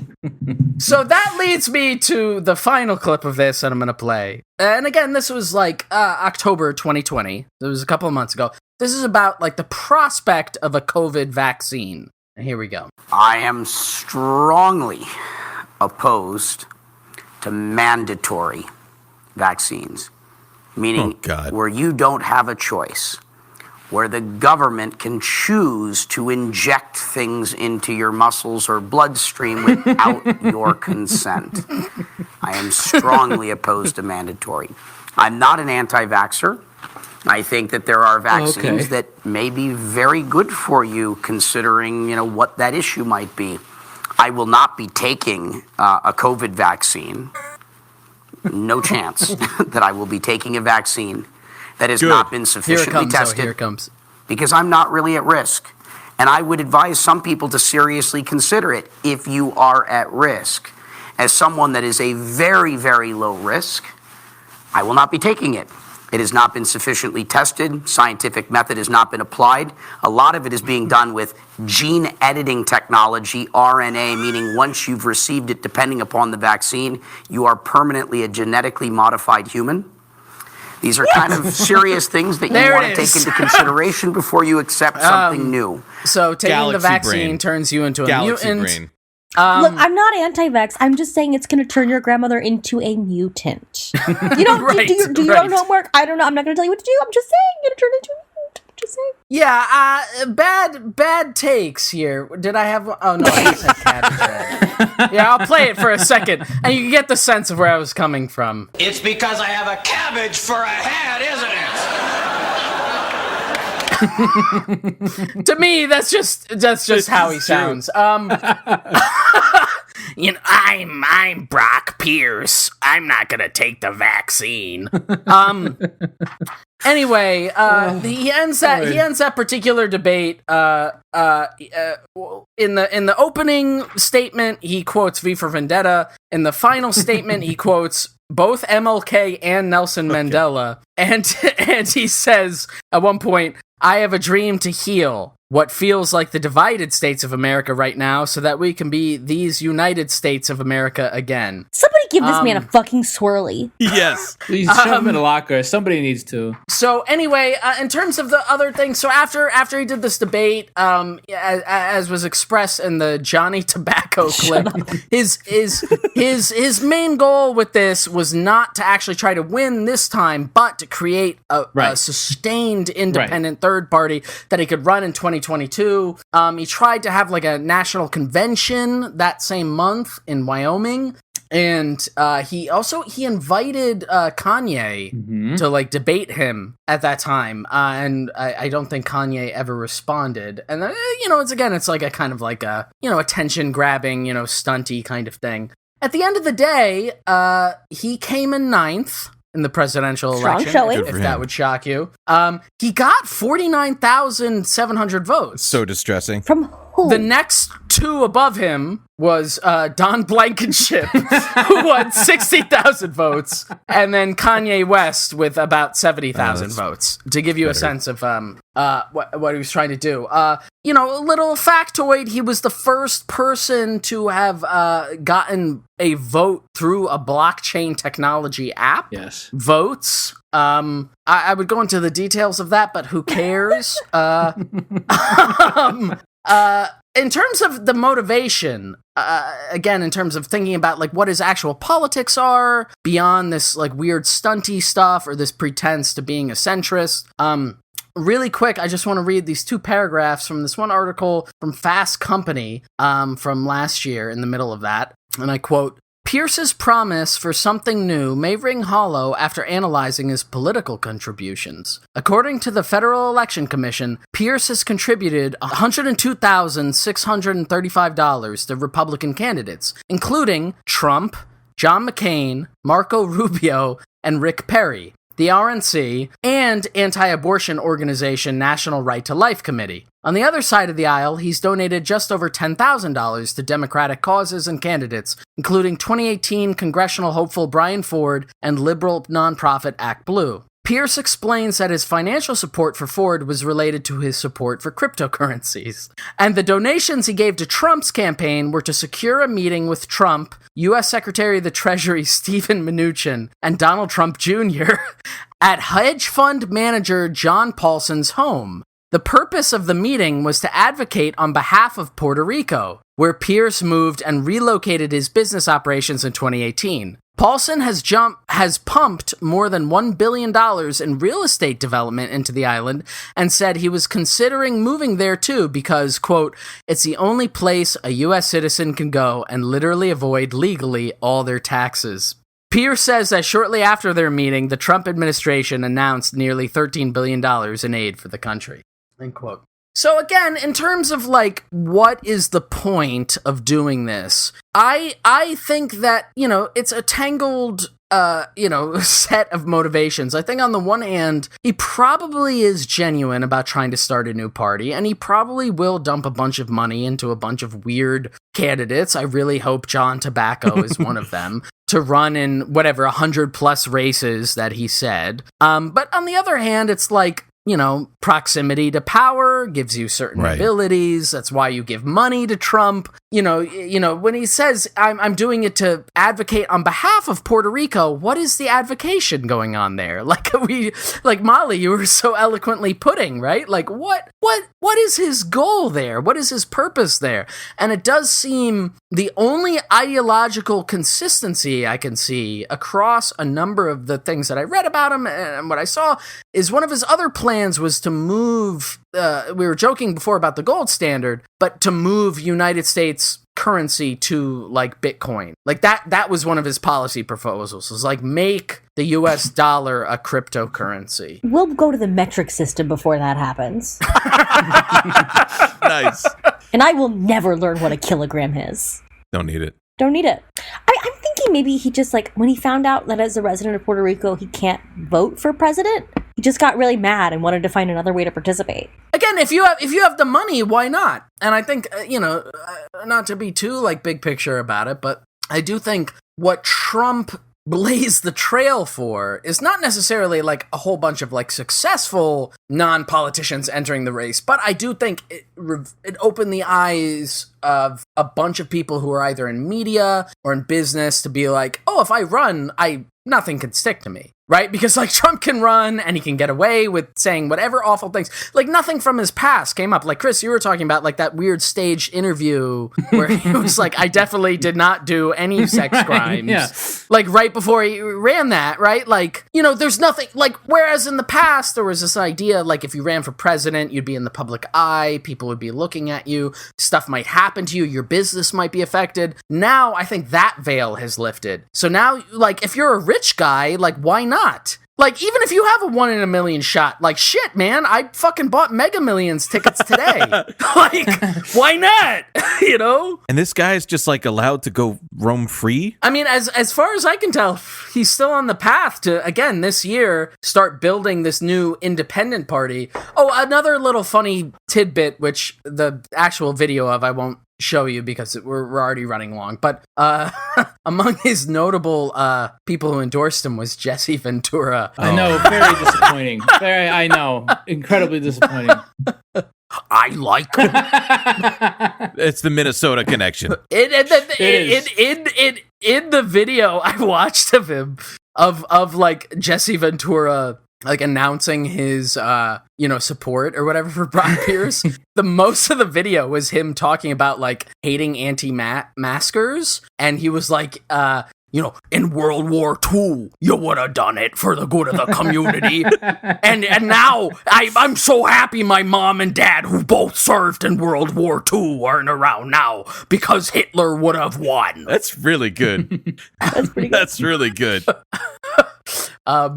So Brock Pierce, again, not only gotten away with all the other awful things we were going to say, I don't think we've seen the last of him. Based on this, I think he's going to try now to peddle this into a media thing. I mean, I already saw a couple of other places, like locally, were saying, like, Brock Pierce, instead of running for president, run for something local, right? In the same way that like Yang did the presidential run and now he's going for the mayorship of New York. I wouldn't be surprised if Brock Pierce ends up fucking the mayor of like Liberty Town, you know, somewhere in the West. Don't think he speaks Spanish.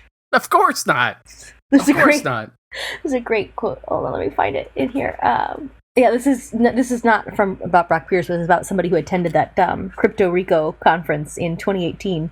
This is from Naomi Klein's Battle for Paradise.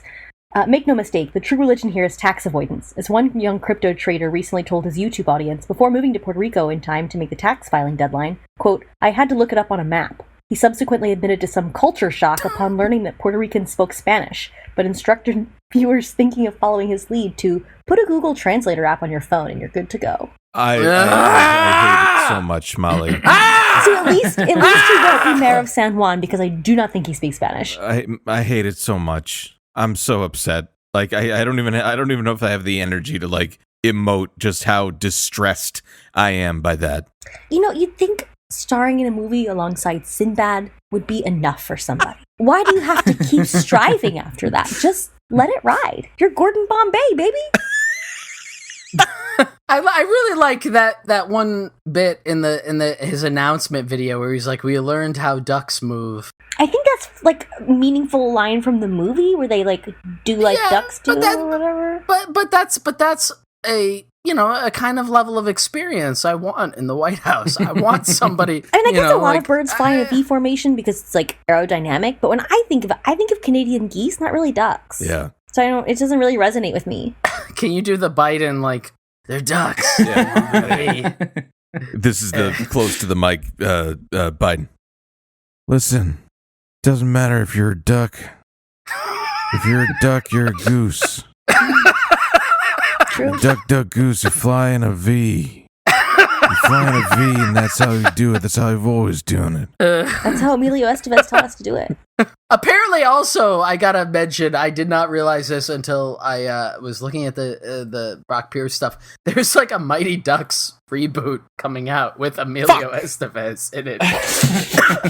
Guess I'm gonna get Disney Plus after all. They need to get Brock Pierce in it again as young Emilio Estevez. You know, I wonder if it's like a Spider-Man thing where they have to keep making Mighty Ducks movies to keep the rights.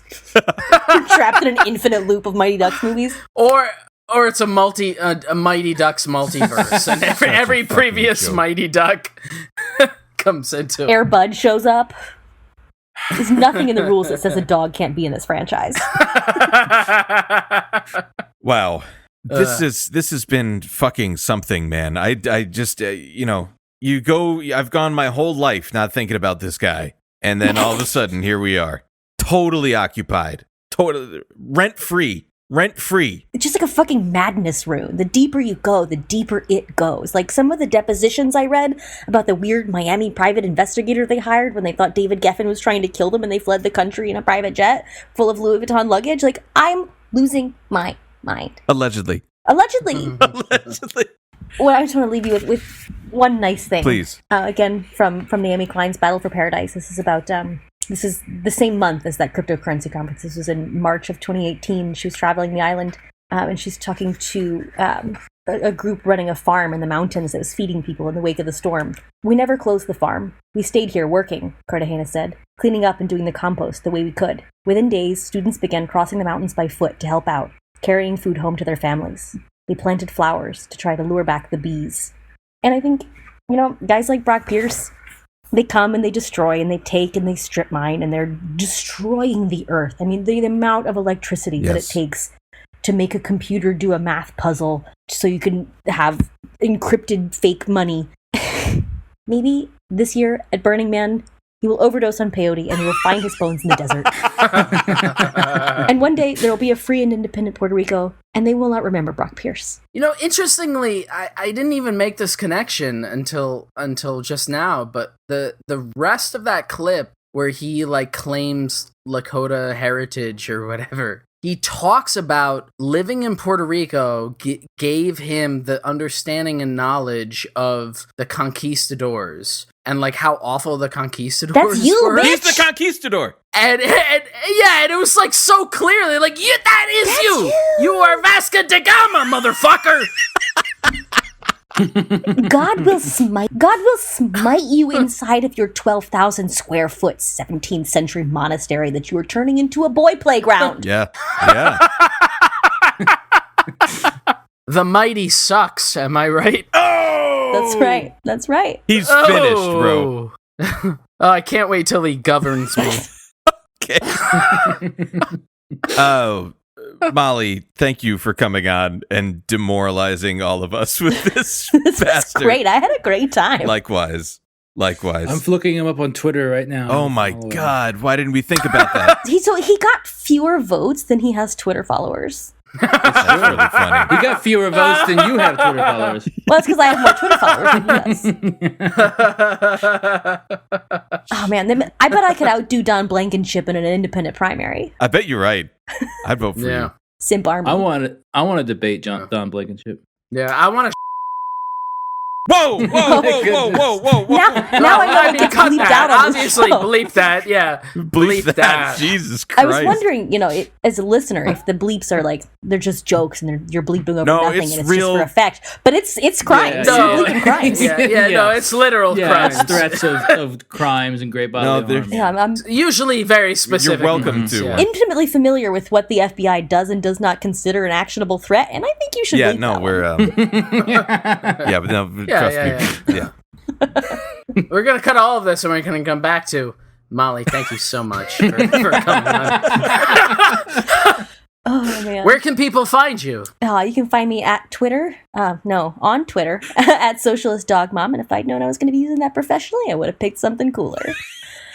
But it's so descriptive and accurate. It is what it is.